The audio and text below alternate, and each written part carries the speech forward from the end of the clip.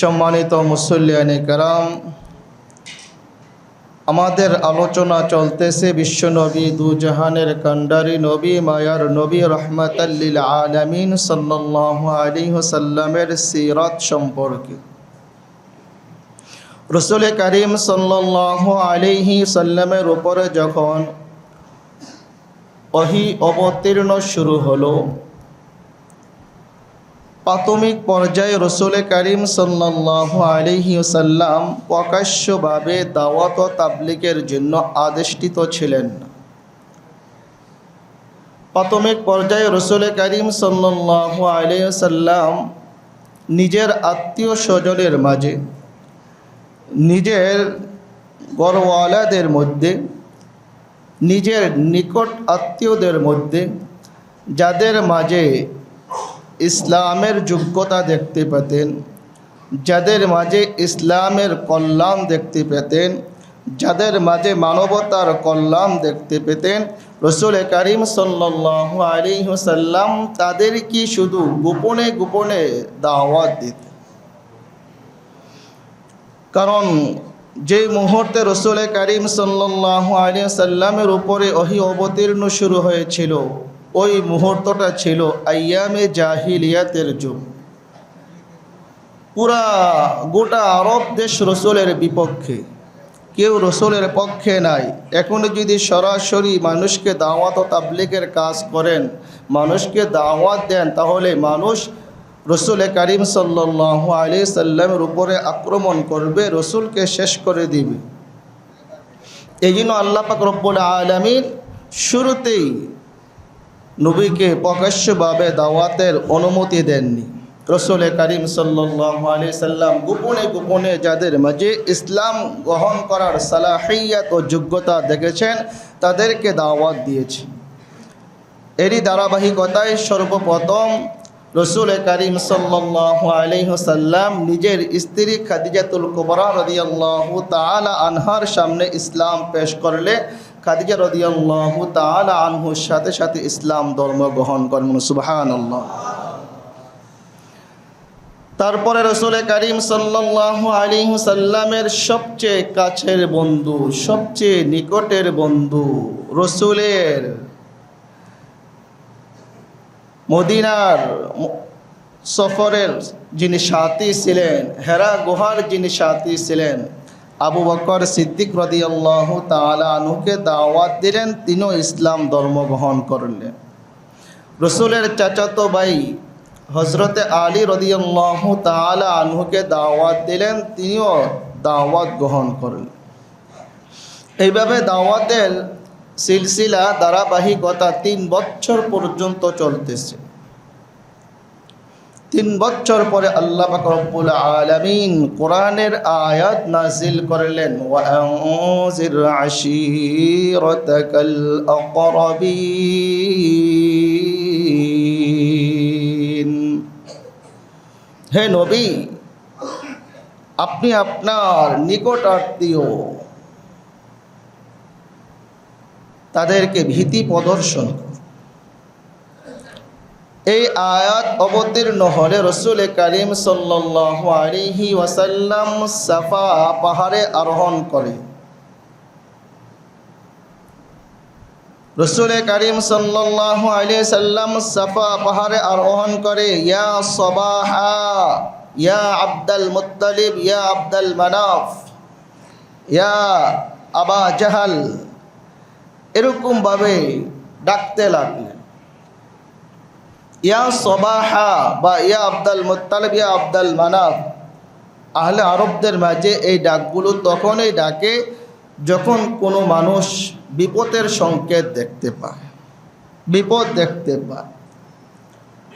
রাসূল যখন এই ডাকগুলো ডাকলেন, তখন আরবের মক্কার কুরাইশ লোকেরা সকলে রাসূল করিম সাল্লাল্লাহু আলাইহি সাল্লামের ডাকে সাড়া দিয়ে পাহাড়ের পাদদেশে, পাহাড়ের নিচে একত্রিত হলেন, সমবেত হলেন।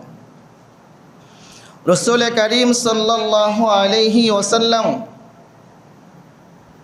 সমস্ত লোকের একত্রিত হওয়ার পরে বললেন,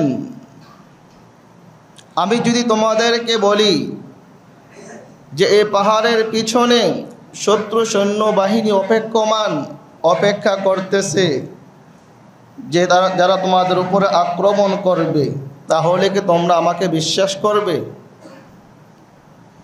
রাসূল সাথে সাথে কথাও বলেন, যদি আমি সারা পৃথিবীর সমস্ত মানুষের সাথে ধোঁকাবাজি করে থাকি, তারপরও তোমাদের সাথে ধোঁকাবাজি করব না।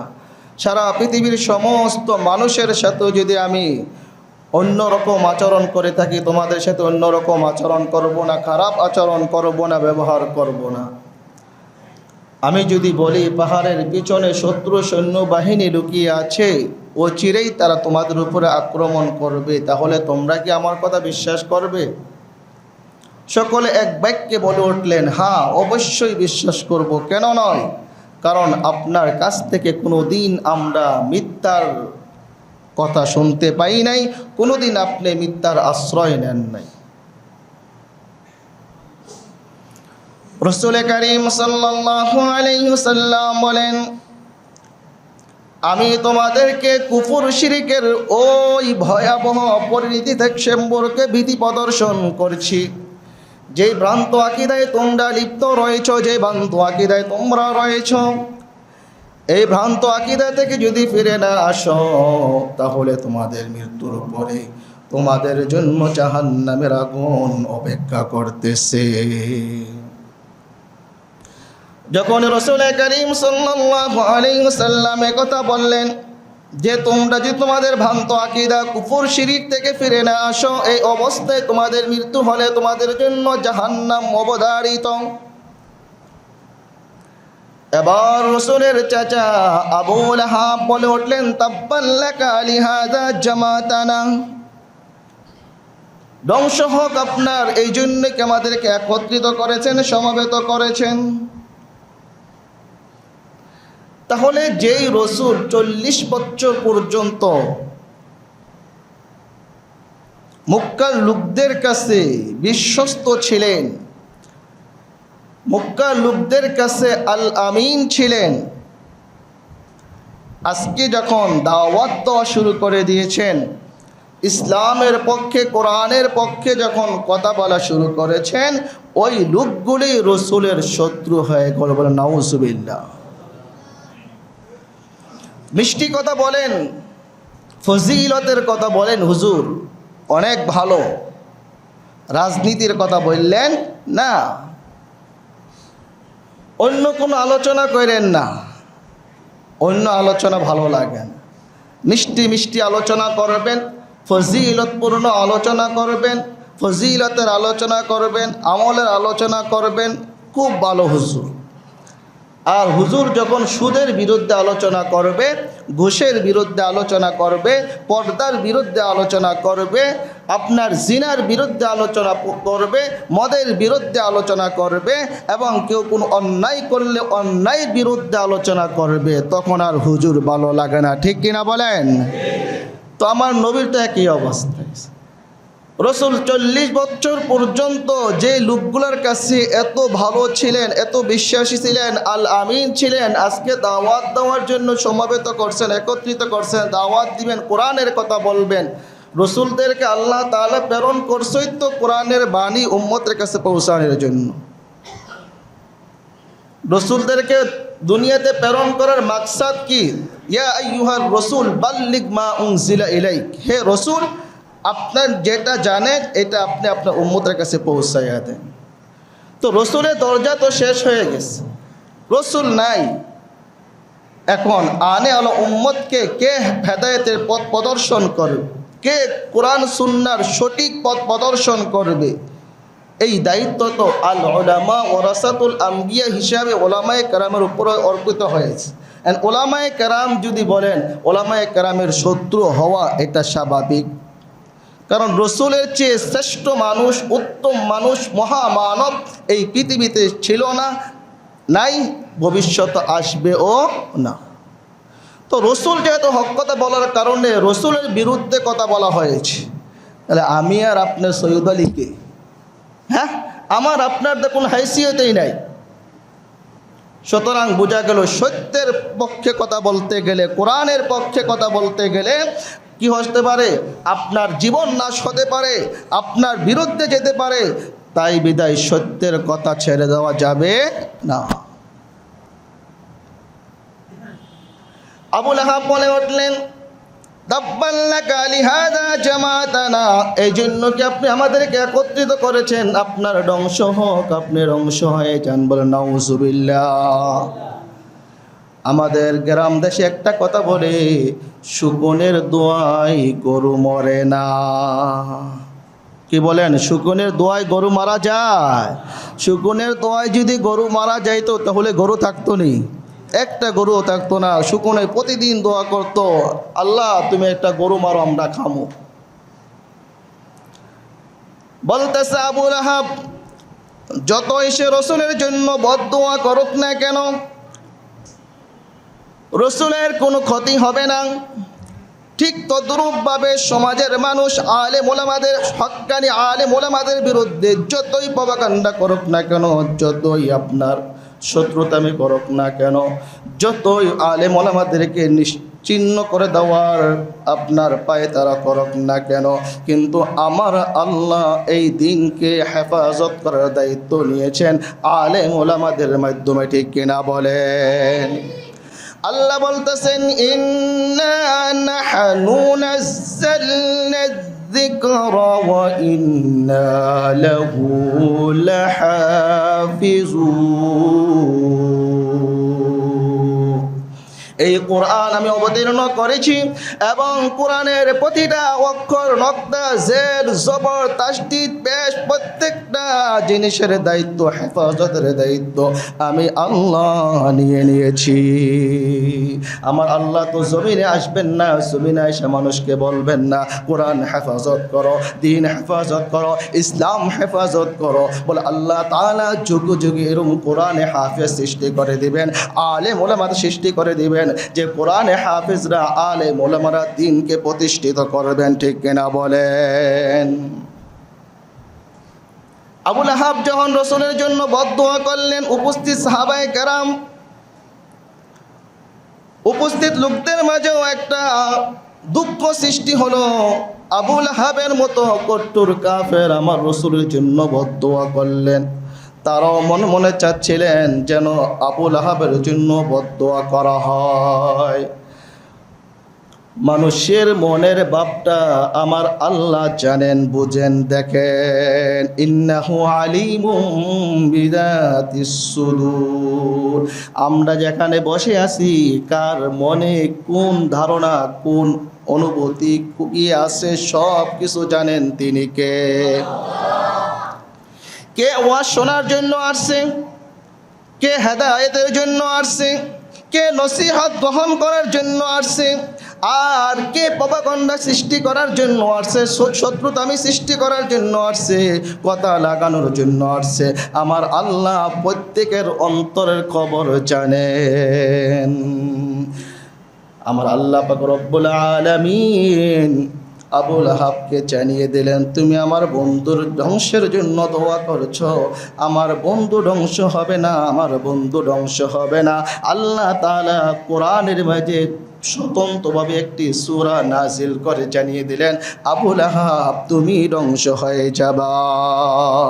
আমার আল্লাহ বলতেছেন, তাব্বাত ইয়াদা আবি লাহাবিন ওয়া তাব ما أغنى عنه ماله وما كسب سيصلى نارا ذات لهب امرأته حمالة الحطب في جيدها حبل من مسد।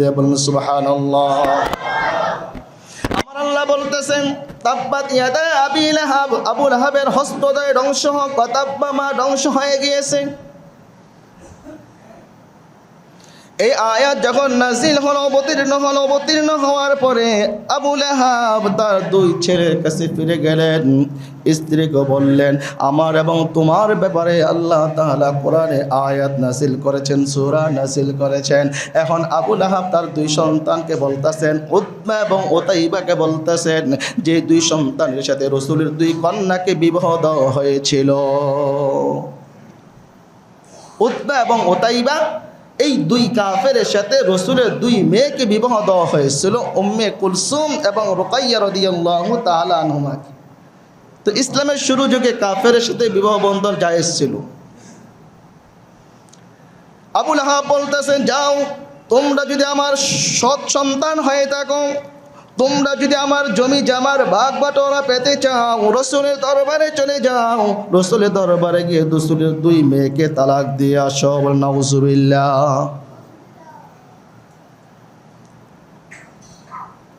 যেরকম বাবা তেমন ছেলে। বাবা যেরকম মূর্খ, গণ্ড মূর্খ, সন্তানগুলো গণ্ড মূর্খ।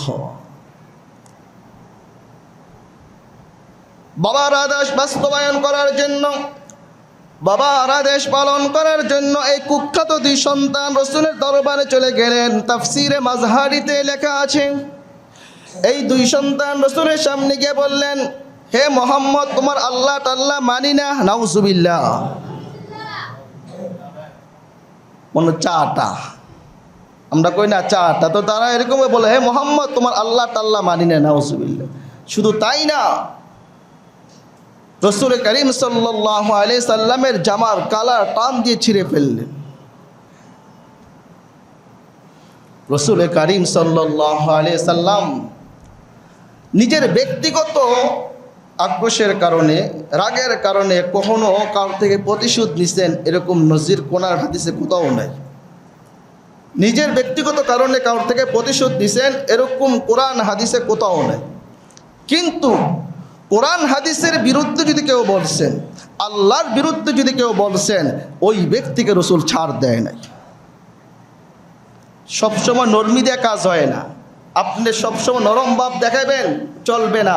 ইসলাম নরম এবং কঠোর, কোনোটার নামই ইসলাম। কখনো কঠোরতা দেখাতে হবে, আবার কখনো নরমতা দেখাতে হবে, ঠিক কিনা বলে?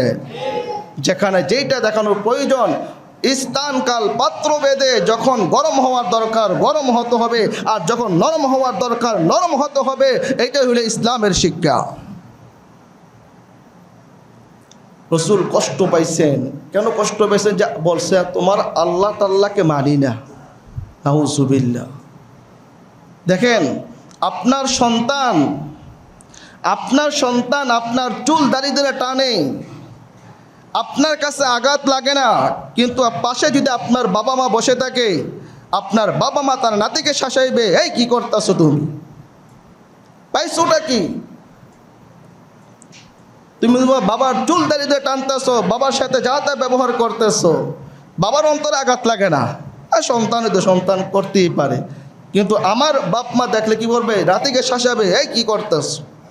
ঠিক রাসূলের অবস্থা একই। রাসূলের নিজের ব্যক্তিগত কারণে কখনো কারোর থেকে শাস্তি প্রতিশোধ নেয় নাই, রাসূল কষ্ট পায় নাই। রাসূল কষ্ট পাইছে কেন? সে আল্লাহ তাআলা বলল, আল্লাহ তাআলাকে মানি না। এই জন্য রাসূল বদদুয়া করে ফেললেন, হে আল্লাহ, দুনিয়ার কুকুর সমূহের মধ্য থেকে যে কোনো এক কুকুরের মাধ্যমে তাদেরকে ধ্বংস করো। নাউজুবিল্লাহ। রাসূলের বদদুয়া কবুল, দোয়া কবুল। বিস্তারিত আলোচনা যাইতেছে না, সংক্ষেপে বলতেছি। পরিণতি কি হলো? পরিণতিতে আল্লাহ সুবহানাহু ওয়া তাআলা এই আবু লাহাবের সন্তানকে বাঘের মাধ্যমে টুকরা টুকরা করে ছিন্ন বিচ্ছিন্ন করে ছাড়েছেন। রাসূল দোয়া করছেন। এখন আপনারা বলতে পারেন, হুজুর, আপনার রাসূল তো দোয়া করে থেকে একটা কুকুর দ্বারা, তো কুকুর আর বাঘের মধ্যে মিল কীভাবে? মারছে তো বাঘে, রাসূল দোয়া করছে কুকুর সমূহের মধ্য থেকে একটা কুকুর দ্বারা আল্লাহ ধ্বংস করো, তো মারলো তো বাঘে, তো এটা কীভাবে মিল হইল? বলে একটা মিল আছে, কুকুর আর বাঘের মাঝে কি আছে? একদিক দিয়ে মিল আছে। সেই মিলটা হলো কুকুর কি করে? পাও আলগিদা প্রস্রাব করে, আর বাঘও কি করে? পা আলগিদা প্রস্রাব করে। মোতায় মোতায় কি আছে? মিল আছে। আর আহলে আরবরাও জানে রসুল যে কুকুর বলেছেন, এখানে কুকুর দ্বারা বাঘ উদ্দেশ্য। আল্লাহ তাআলা বাঘের মাধ্যমে আবু লাহাবের পুত্রকে টুকরা টুকরা করে ছিন্ন বিচ্ছিন্ন করে ছেড়েছে। এবার আবু লাহাবের স্ত্রী উম্মে জামিল, আয়াত যখন নাজিল হয়ে গেল, কোরআন এই সূরা যখন নাজিল হয়ে গেল, তার শরীরে আগুন লেগে গেছে। এবার উম্মে জামিল রসুলকে হত্যা করার জন্য, রসুলকে মারার জন্য বিশাল বড় পাথর নিয়ে রওনা দিলেন। রসুল করিম সাল্লাল্লাহু আলাইহি সাল্লাম বাইতুল্লাহর চত্বরে বসে কোরআন তেলাওয়াত করতেছেন। আবু বকর সিদ্দিক রাদিয়াল্লাহু তাআলা আনহু রসুলের কোরআন তেলাওয়াত শ্রবণ করতেছে। এমন মুহূর্তে দেখলেন উম্মে জামিল, আবু লাহাবের স্ত্রী উম্মে জামিল আসতেছে, পাথর হাতে নিয়ে আসতেছে। আবু বকর বললেন, ইয়া রাসূলুল্লাহ, ইয়া হাবিবাল্লাহ, ওই যে দেখেন আপনার চাচি আবার আপনার এক দিয়া বেআইন। চাচিও আবার কি হয়? বেআইন হইতেছে। কারণ দুই মেয়ে বিবাহ দিচ্ছে, ওই হিসাবে বেআইন। আবার যেহেতু আবু লাহাব তার চাচা, তো চাচা বউ হিসাবে কি চাচি। ওই দেখেন আপনার চাচি আসতেছে, মহিলা মানুষ। মহিলা মানুষকে বাধা দিলেও তো সমস্যা, স্পর্শ করলে তো আরও সমস্যা, দুনিয়ায় শেষ। হ্যাঁ, রসুল বললেন বাধা দিও না, আসতে দাও, আমার কাছে আসতে দাও। রসুল কোরআন তেলাওয়াত করতেছেন, মধুর কণ্ঠে কোরআন তেলাওয়াত করতেছেন, কোরআনের আয়াত তিনি তেলাওয়াত করতেছেন। একবারে আস্তে আস্তে কাছে চলে আসলেন, এসে এবার হুমকি ধমকি দিতেছে। আবু বকর, মোহাম্মদ কোথায়? মোহাম্মদ কোথায় গেছে? মোহাম্মদ বুঝে আমার ভয়ে পালাইছে। কারণ উম্মে জামিল যখন রসুলের কাছে আসছে, আচ্ছা রসুলকে দেখতেছে না, আবু বকর সিদ্দিককে দেখতেছে, কিন্তু রসুলকে দেখতেছে না। তো এই জন্য হ্যাঁ হুমকি দিতেছে, আবু বকর মোহাম্মদ কোথায়? মোহাম্মদ ভাগছে, মোহাম্মদ পলায়ন করছে, আমাকে ভয় পেয়েছে। আবু বকর বলতেছে, মহিলা কি বলে? আমি রসুল কোরআন তেলাওয়াত করতেছে, রসুলের কোরআন তেলাওয়াত আমি শুনতেছি, রসুলকে আমি স্বচক্ষে দেখতেছি, তুমি দেখো না, তোমার লগে কথা বলার কোনো দরকার। অনেক হুমকি ধমকি লইলেন, বললো আমার ডবল পাওয়ার। ডবল পাওয়ার কিভাবে? আবু লাহাব মক্কার কি ছিলেন? নেতা ছিলেন, নেতার বউ। আবার আবু সুফিয়ানও মক্কার নেতা ছিলেন, আবু সুফিয়ানের বোন ছিল। এই জন্য বলতেছে আমার ডবল পাওয়ার, মোহাম্মদ ভাগছে আমার কাছ থেকে, আমার ভয়ে পলায়ন করেছে। হুমকি ধমকি দিয়ে চলে গেছে। এবার আবু বকর সিদ্দিক রাদিয়াল্লাহু তাআলা আনহু রসুলকে বললেন, ইয়া রাসূলুল্লাহ, ইয়া হাবিবাল্লাহ, ব্যাপারটা বুঝলাম না। আমি আপনার কোরআন শরীফ তেলাওয়াত শ্রবণ করতেছি, শুনতেছি, এবং আমি আপনাকে স্বচক্ষে দেখতেছি, আপনি আমার পাশেই বসা, আমি আপনার পাশে বসা, কিন্তু উম্মে জামিল আপনাকে দেখতে পেল না, কারণটা কি? রসুল ডাক দিয়ে বললেন, হে আবু বকর, তুমি কি কোরআন পড়ো নাই? কোরআনে আল্লাহ পাক রব্বুল আলামিন বলেছেন, ওয়া ইযা ক্বারাতাল কুরআনা জাআলনা বাইনাকা ওয়া বাইনাল্লাযীনা লা ইউমিনুনা বিল আখিরাতি হিজাবাম মাসতুরা। ওয়াইদা ক্বারাতাল কুরআন, যখন কোরআন তেলাওয়াত করা হয়, জাআলনা বাইনাকা ওয়া বাইনাল্লাযীনা লা ইউমিনুনা বিল আখিরাহ, কোরআন তেলাওয়াতকারীর মাঝে এবং যারা পরকালে বিশ্বাস করে না, আমার আল্লাহ হিজাবাম মাসতুরা, পর্দা তুলায় দেন। সুবহানাল্লাহ। কারণ আবু লাহাবের স্ত্রী উম্মে জামিল তো মুসলমান না, সে তো পরকালে বিশ্বাস করে না। এই জন্য আমার আল্লাহ সুবহানাহু ওয়া তাআলা রসুলের মাঝে, উম্মে জামিলের মাঝে পর্দা এঁটে দিলেন, যার কারণে উম্মে জামিল আমার রসুলকে দেখতে পারেন না। বলুন সুবহানাল্লাহ। কে হেফাজত করেছে? কে করেছে? কোরআনের পক্ষে থাকলে হেফাজত কে করবে? কোরআনের পক্ষে থাকলে হেফাজত করবেন তিনি কে?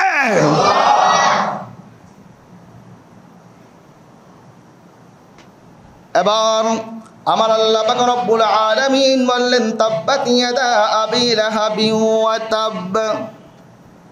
আবু লাহাবের হস্তদ্বয় ধ্বংস হোক এবং ধ্বংস হয়ে গিয়েছে। মা আগনা আনহু মালুহু ওয়া মা কাসাব। তার ধন সম্পদ এবং উপার্জিত জিনিস তাকে রক্ষা করতে পারে নাই, হেফাজত করতে পারে না। আবু লাহাব প্রায় সময় বলতেন যে নবী মুহাম্মদ বলে অমুক হবে তমুক হবে, এটা হবে সেটা হবে, আমি তোমার দুই হাতে করে এরকম কোনো বিপদ দেখতেছি না। যে রসুল যে বলে এটা হবে সেটা হবে, মরার পরে ধ্বংস হবে, কিয়ামত আসবে, বিপদ আসবে, এটা আসবে সেটা আসবে, কিন্তু আমি আমার দুই হাতের মধ্যে এরকম ধরনের বিপদ কিছুই দেখতেছি না। আর যদিও বিপদ আসে আমি আমার জনবল এবং ধন সম্পদের মাধ্যমে তাকে প্রতিহত করব বলে নাউজুবিল্লাহ। আমাদের অনেক সময় আমাদের নেতারা এমন ধরনের কথা বলে যেগুলা শিরিক হয়ে যায়, কিন্তু সে কি পায় না, টেরও পায় না। কয় বিভিন্ন বিপদ আপদ আসলে আমরা মোকাবেলা করব, বলে না বিপদ আপদ বলে মোকাবেলা করবো। আর খাইছি রে, কত শক্তিধর হয়ে গেছে। বিপদ আপদ তুমি মোকাবেলা করার কে? আল্লাহ তাআলা একটু করুণা দিয়ে তো পরীক্ষা করলেন, তুমি কোন ধরনের তুমি শক্তিধর, কোন ধরনের তুমি মোকাবেলা করনেওয়ালা। মানুষকে আল্লাহ তাআলা একবারে দুর্বল করে সৃষ্টি করেছেন। খুলিকাল ইনসানু দাঈফা, মানুষ সবচেয়ে দুর্বল, মানুষ সবচেয়ে দুর্বল। আপনার বাথরুম পাতলা পায়খানা হয়েছে, একবার দুইবার তিনবার বেলা শেষ, আর খুঁজে পাওয়া যায় না, পুরা হাঁপাইতে থাকে। এটাই বাহাদুরি। দুর্যোগের মোকাবেলা তুমি করবা মিয়া, করোনার মোকাবেলা করার তোমার শক্তি কে দিল? তোমার নিজের তো হাইসিয়ত নাই, অস্তিত্ব নাই, আর তুমি করোনার মোকাবেলা করবা, দুর্যোগ মোকাবেলা করবা, এই মোকাবেলা করা সেইটা মোকাবেলা করবা, এগুলো শিরকি কথাবার্তা। তো আবু লাহাব বলতেছেন, আবু লাহাবকে আল্লাহ তাআলা অনেক ধন সম্পদ দান করেছেন, অনেক সন্তানাদি দান করেছেন। এই জন্য সে বলতেছে যে মোহাম্মদ যে বলতেছে এটা হবে সেটা হবে, যদি এগুলো আসে এগুলা আমি আমার জনবল ধন সম্পদ দ্বারা কি করব, হেফাজত করব, রক্ষা করব। নাউজুবিল্লাহ। তো এই জমানাও যারা বলে অমুক বিপদ তমুক বিপদ শিরুর এই সেইকে আমরা মোকাবেলা করব, তারা আবু লাহাবের উত্তর সরে ঠিক কিনা বলে?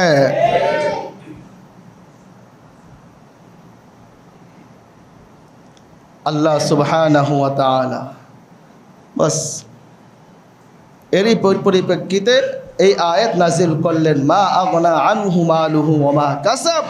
তার ধন সম্পদ, তার সন্তান সন্ততি তাকে রক্ষা করতে পারে নাই। বদরের যুদ্ধের 7 দিন পরে আবু লাহাবের গলায় প্যালেগ রোগের ফোড়া হয়েছে। এখন মহামারীর ভয়ে তার পরিবারের সদস্যরা তাকে বাড়ি থেকে অনেক দূরে ডাস্টবিনে রেখে আসছে, নোংরা জায়গায় রেখে আসছে। কারণ ফ্যামিলিতে থাকলে তার শরীর থেকে আমাদের শরীরে সংক্রমণ হতে পারে, এই আশঙ্কা। যদিও সংক্রমণের বিদ্যা এটা আমাদের কিনা, আমরা এটা ভয় করি না, সংক্রমণ আমরা ভয় করি না, আমাদের ঈমান আছে। যার কারণে তো করোনার সময় হাজার হাজার আলেম ওলামারা কি করছেন, হাজার হাজার করোনার রোগীকে গোসল দিয়েছেন, দাফন করছেন, জানাজা পড়াইছেন কিনা ঠিক কিনা বলে? ভয় পাইছে। অথচ নিজের বাবা নিজে করোনার রোগে আক্রান্ত হয়ে মারা গেছেন, নিজের বাবার লাশের পাশও পর্যন্ত যায় নাই, আছে কিনা বলেন? ওই লাশগুলা আমাদের ওলামায়ে কেরামরা গেছেন, নিয়ে আসছেন, গোসল করেছেন, কবর খনন করেছেন, মাটি দিছেন। যদি তারা তাদের অন্তরে এই ভয় থাকতো যে সংক্রমণ হয়, তাহলে তারা কখনো এই কাজ করতেন না। কারণ তাদের ঈমান আছে, মজবুত ঈমান, যে তারা জানে সংক্রমণ বলতে কিছুই নেই। এখন আপনারা বলতে পারেন তাহলে হুজুর হাদিসে তো আছে, সংক্রমণের বিদ্যার কথা তো হাদিসে আছে, সেটার অর্থ কি, সেটার ব্যাখ্যা কি? রসুল তো বলছে ফাররি মিনাল মাজুজুম কামা তাফাররি মিনাল আসাদ, যে তোমরা কুষ্ঠ রোগী থেকে এরকমভাবে পলায়ন করো যেরকমভাবে বাঘ দেখলে পলায়ন করো। তো তো এটার ব্যাখ্যা আপনারা কি করবেন? এগুলোর ব্যাখ্যা ফুকাহায়ে কেরাম, মুহাদ্দিসিনে কেরাম হাদিসের ব্যাখ্যা সুন্দর করেছে। এখানে বলা হয়েছে, আর আরেক হাদিসের মধ্যে আসছে যে রাসূল করিম সাল্লাল্লাহু আলাইহি ওয়াসাল্লাম নিজে কুষ্ঠরোগীর সাথে খাইছেন, একসাথে খাইছেন এবং বলেছেন বিসমিল্লাহ ওয়াসিকাতাম মিনাল্লাহ, বিসমিল্লাহ বলে খাও, আল্লাহর উপর ভরসা করে খাও। তো এই দুই হাদিসের মধ্যে ফুকাহায়ে কেরাম, মুহাদ্দিসিনে কেরাম তাতবিক দিয়েছেন, সামঞ্জস্য বিধান করেছেন।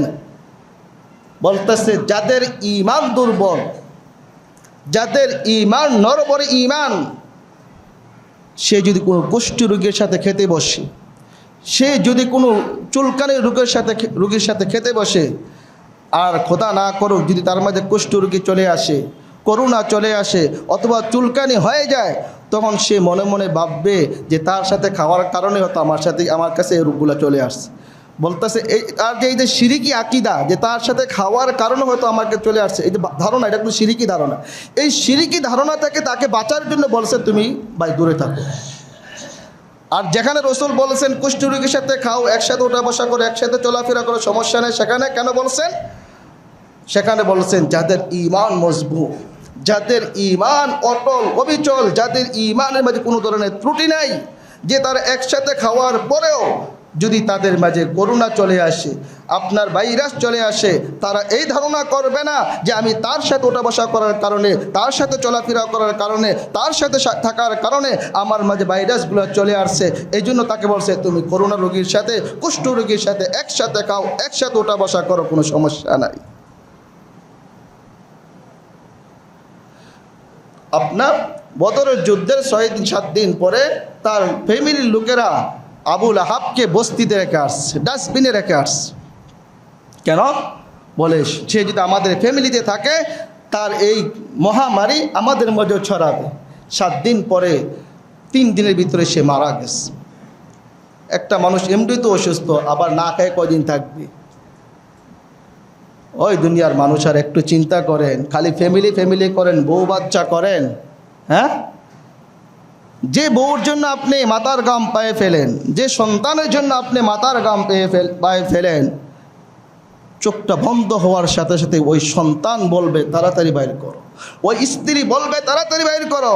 যেই ঘর আপনি বানিয়েছেন, যেই তুষুক আপনি বানিয়েছেন, যে খাট আপনি ক্রয় করেছেন, যে ফ্যান আপনি ক্রয় করেছেন, যে এসি আপনি লাগিয়েছেন, ওই এসিতে আপনাকে এক মুহূর্ত থাকতে দিবে না, তাড়াতাড়ি বাইর করো, তাড়াতাড়ি নিচে নিয়ে রাখো, আমার ভয় লাগতেছে। ঠিক কিনা বলে? আবু লাহাবের একই অবস্থা হয়েছে, মারা গেছে, 3 দিন লাশ পড়ে আছে, কেউ ধরে না ভয়, কেউ লাশের কাছে যায় না, ভয়ে যায় না, গেলে হয়তো কি হবে, সোয়াশি হবে।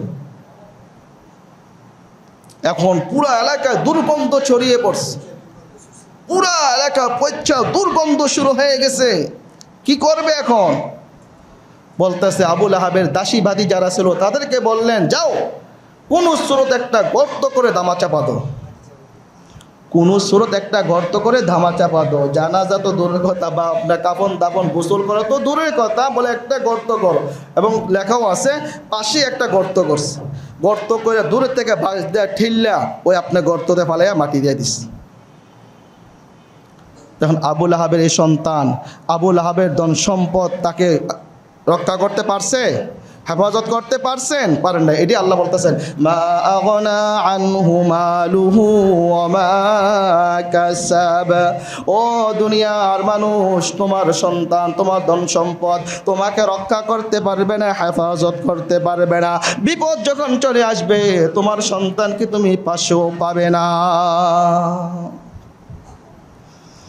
মা আগনা আনহু মালুহু ওয়া মা কাসাব সায়াসলা নারান যাতা লাহাব। অচিরেই সে লেলিহান বিশিষ্ট আগুনে প্রবেশ করবে। অচিরেই আবু লাহাব লেলিহান বিশিষ্ট আগুনে প্রবেশ করবে। অমরাতুহু, এবং তার স্ত্রীও। তার স্ত্রী কেন প্রবেশ করবে? হাম্মালাতাল হাতাব, কাষ্ঠ বহন করত। এখানে তিনটা ব্যাখ্যা করেছেন মুফাসসিরিনে কেরাম, 3টা ব্যাখ্যা করেছেন। 1 নম্বর ব্যাখ্যা হলো পরনিন্দা করা। এই আবু লাহাবের স্ত্রী পিছনে পিছনে মুসলমানদের পরনিন্দা করতেন, সমালোচনা করতেন। বলে শুকনা কাঠ একত্রিত করে যেরকম আগুন জ্বালানো যায়, ঠিক পিছনে পিছনে সমালোচনা করে সমাজের মধ্যে সংঘাত সৃষ্টি করা যায়, ঠিক কিনা বলে? তাহলে এই আবুল আহাবের স্ত্রী পিছনে পিছনে সমালোচনা করে পরস্পরের দ্বন্দ্ব লাগায় সমাজের মধ্যে বিশৃঙ্খলা সৃষ্টি করত।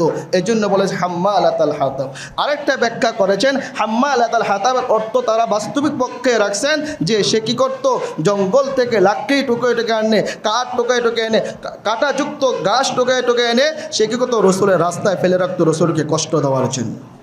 আরেকটি ব্যাখ্যা করেছেন মুহাদ্দিসিনে কেরাম যে কাল কিয়ামতের ময়দানে তার স্বামী যখন জাহান্নামে থাকবে, তার স্বামীর জাহান্নামের আগুনকে আরও প্রজ্বলিত করার জন্য জাহান্নাম থেকে লাকড়ি এনে ওই তার স্বামীর আগুনে নিক্ষেপ করবে, তার স্বামীর আগুন আরও প্রজ্বলিত হওয়ার জন্য। তাহলে ওমরাতুহু হাম্মালাতাল হাতাব ফি জিদিহা হাবলুম মিন মাসাদ, আর আবুল আহাবের গলায় থাকবে আপনার বিশাল বড় রশি, বিশাল বড় রশি তার গলায় দেখবে ঝুলন্ত থাকবে। এই গলায় জিঞ্জির বা রশি, এটা গলায় ঝুলন্ত থাকবে, তাকে টেনে হেসড়ে করবে জাহান্নামে নিক্ষেপ করা হবে। ও আমার ভাইয়েরা, এই দুনিয়া অল্প কয়েকদিনের, এই দুনিয়াতে আমরা কেউ থাকতে পারবো না, থাকার জায়গা নয়। তারপর আমরা কেন এত বাহাদুরি, এত কেন বাহাদুর, এত কেন আমাদের গরম, এত কেন আমাদের দাপট, এত কেন সম্পদের দাপট, এত কেন জনবলের দাপট, এত কেন কি আপনার মহত্বের অথবা আপনার ক্ষমতার কেন আমাদের এত লোক? আপনি আজকে বিপদে পড়েন, আপনার নেতা আপনার খোঁজও নেবে না। আরে ভাই, নেতা আপনার খোঁজখবর নেবে তো দূরের কথা, নেতারাই তো খোঁজখবর থাকতো না। যে নেতার পিছনে আমরা আজকে দৌড়াচ্ছি, আমি কিন্তু কাউকে বলতেছি না, আমি কোরআন হাদিসের কথা বলতেছি, যাদের পিছনে আজকে আমরা দৌড়াচ্ছি, হাসরের ময়দানে তাদের কি থাকবে না? কোনো খবর থাকবে না, খবর থাকবে না, খবর থাকবে না। يقولوا يا ليتنا أطعنا الله وأطعنا الرسول وقالوا ربنا إنا أطعنا سادتنا وكبراءنا فأضلونا السبيل। আল্লাহ দুনিয়া থাকতে অমুক অমুক নেতার অনুসরণ করেছিলাম, অমুক অমুক নেতার পিছনে দৌড়াইয়াছিলাম, অমুক অমুক নেতার আমাদেরকে ধ্বংস করছে, অমুক অমুক নেতার আমাদেরকে গোমরা করছে, পথভ্রষ্ট করছে। রব্বানা আতিহিম দি'ফাইনি মিনাল আযাব, আল্লাহ তাদেরকে ডবল শাস্তি দেন। ভাইরা আমার, একটু চিন্তা করে আগাবেন, বুঝে শুনে আগাবেন। আগুনে হাত দিয়ে না, আগুনে হাত তোর আগে একটু চিন্তা করেন যে আগুনে যে হাত দিতেছি আগুন সহ্য করতে পারবো কি না।